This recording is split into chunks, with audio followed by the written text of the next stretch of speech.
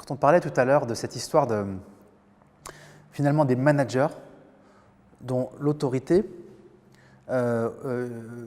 passe de leurs mains à la main de la personne qui a le rôle. Okay, c'est un vrai changement de paradigme, c'est un vrai changement de culture. On est dans des entreprises où les managers, la plupart, pas toujours, mais la plupart du temps, se sont construits avec cette identité qui décidait et qui contrôlait. Et donc, si on leur enlève ça, c'est compliqué. C'est normal et c'est légitime. Et, de même, les personnes qui ont l'habitude d'avoir un chef au-dessus, qui contrôle et qui valide, quelque part, c'est rassurant. Et tout d'un coup, avoir la vraie responsabilité pour l'ensemble de l'organisation sur un sujet, même s'il est très périmétré, même s'il a des conséquences limitées, ça peut être inquiétant. Et donc, il y a des entreprises qui ont une culture de l'agilité, où en fait, ça va de soi.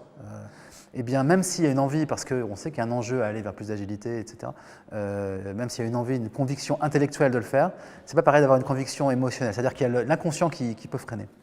Et donc, là-dessus, ce qui est important, c'est de prendre soin des personnes. C'est de prendre soin, de reconnaître que ce système qui a permis beaucoup de choses et qu'aujourd'hui, on en touche la limite, mais on a... Donc ça va se traduire en prendre soin par des conversations, par laisser du temps, des conversations entre managers pour qu'eux-mêmes, entre pairs, partagent leur expérience et puissent trouver les leviers, les manières pour passer d'un type de management orienté contrôle à un type de management orienté coaching, empowerment, accompagnement des personnes.